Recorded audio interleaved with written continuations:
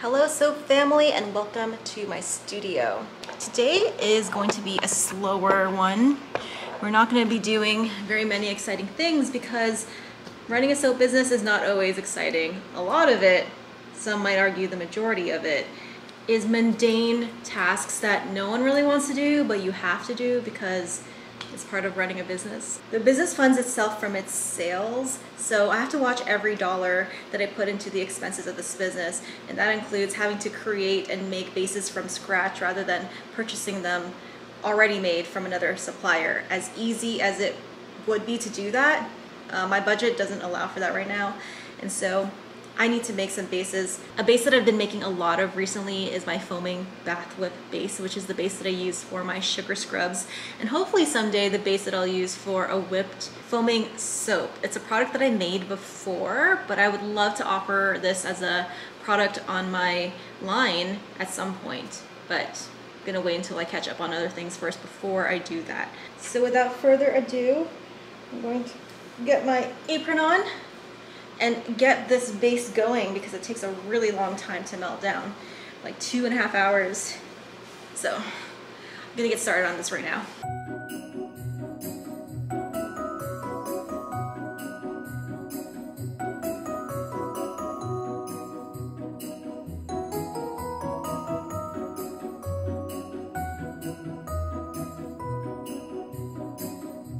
So here is my crock pot full of glycerin, and I need to add some xanthan gum in here to create a thicker gelling consistency when it comes to my whipped soap base. So the way I do that is I just put this large crock pot onto my scale. The KD 8000 can handle super heavy stuff like this, which is awesome. And then I take my xanthan gum and I just put it right into there. You don't need a lot. And the glycerin helps the xanthan gum disperse without creating those globs of gel when it touches the water. You can add xanthan gum to water, but you'll have to blend it for a long time to get it to fully mesh with the water to avoid those globs. This is just an easier way of doing it, faster way. So here's what that looks like. So just stick my mixer in here and start blending it in.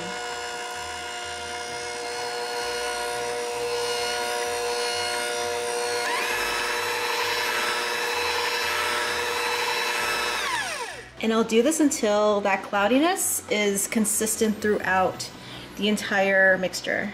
There we go. So I'm just gonna add some water to this, and I'm using distilled water. And then we blend some more. So now the water, glycerin, and xanthan gum are all mixed together. I'm gonna add my sodium cocoyl isethionate, and I need a mask for that because it's really, really difficult to breathe in. I would say impossible to breathe in. It's really irritating. So I recommend you guys use something like this when you're doing your, or when you're working with sodium cocoyl isethionate, or SCI powder is what it's also called.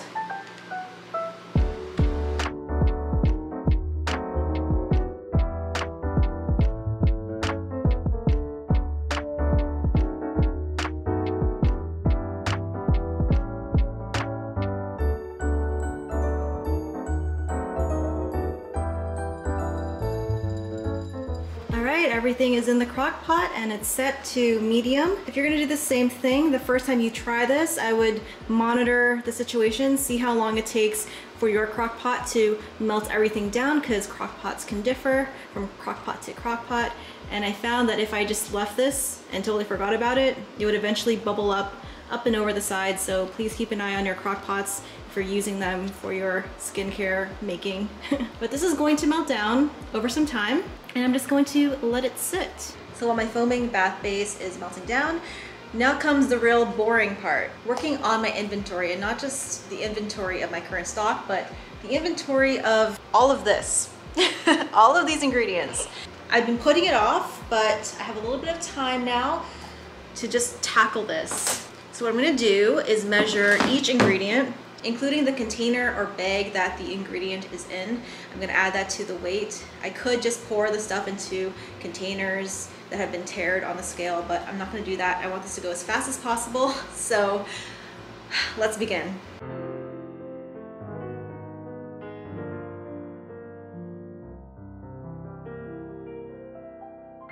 I want to get this stuff sorted before 2024. That's my goal.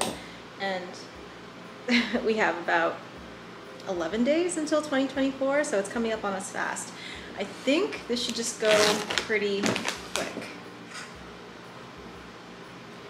One of the things that I had to decide was whether or not I wanted to continue logging everything in kilograms and grams, or should I start converting things into pounds and ounces. Even though I'm in the United States and suppliers provide their ingredients in pounds and ounces, I think I'm going to continue with the grams and kilograms because my recipes are in grams, and it's just the most accurate way to determine the exact amount of the ingredient that you're using, not just in your recipe but also the supply that you're using that ingredient from. So I think I'm just going to continue with grams. Whenever I need to convert pounds and ounces into grams, I just go to Google Translate. I literally just Google pound to kilogram or pound to gram, ounces to gram, and it's super quick to do it that way. So with that being said and decided, I'm going to move forward in that direction.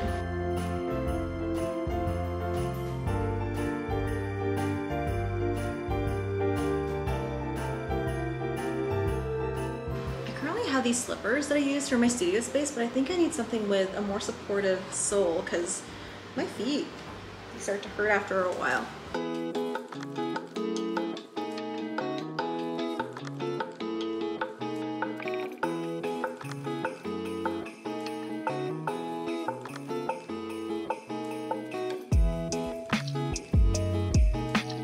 One really big benefit of doing inventory is you get to organize all of your supplies, and I managed to move stuff that was here in better spots that make more sense. Now that I've been in the studio space for a while now, I have a better lay of the land, and so it just makes more sense to put certain ingredients in certain spots.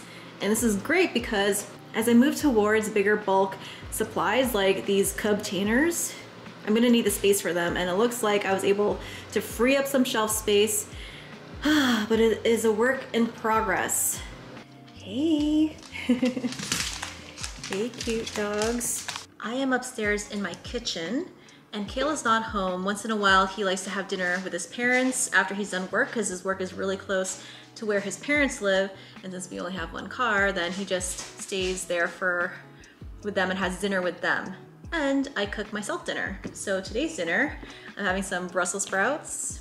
Here, let me show you this thing. This is how Brussels sprouts grow on a stalk-like thing. I'm gonna have roasted Brussels sprouts.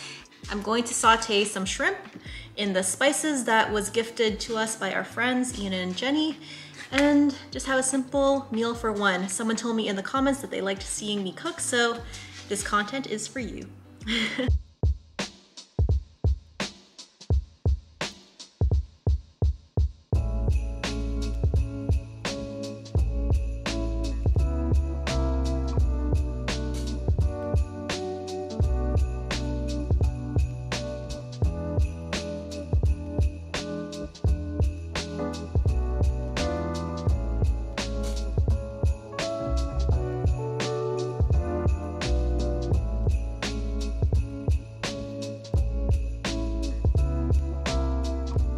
I think our foaming bath butter is ready.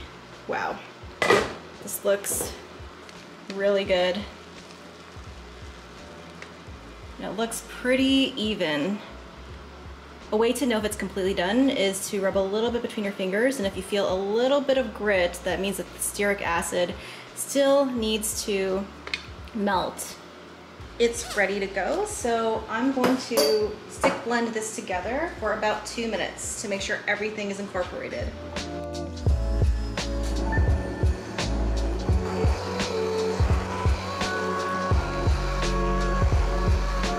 So the last bit that this foaming bath base needs is a little bit of preservative, which I will add to it once it cools down. So I'm just gonna leave it be for an hour and a half or so and wait till it gets below the optimal temperature to add our Optifin. In the meantime, I'm gonna finish up my dinner and eat it.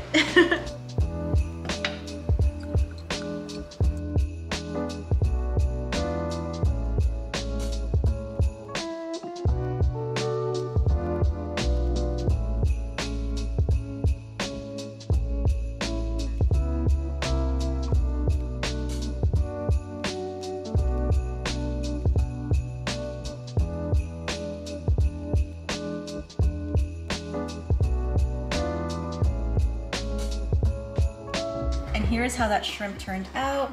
Here are my Brussels sprouts, some rice, and maybe a peppermint bark afterwards, who knows. So I tested the temperature of my foaming bath base and it's perfect. It's well below the temp that it needs to be, which is good. So I'm going to add my Optifin Plus to help preserve this foaming bath base. There's a lot of water in it. Just gonna put it right on top of here. I'm gonna use Optifin Plus. And then I'm gonna use my stick blender to stick blend everything in. Just get some of the hardened soap away from the edge so that I can blend that preservative in as well as I can. I can't believe that Christmas is a week away, less than a week away now. So I have 6 more videos to go, which is exciting, but also kind of sad. I liked uploading and talking with you guys every day in the comments of each video. And just like with the other Vlogmases, there are people there that watched every single one, or if they didn't watch one, they like to catch up on all of them and binge them. I'm so glad you like my Vlogmas video, guys. It's become a little tradition in this corner of the internet.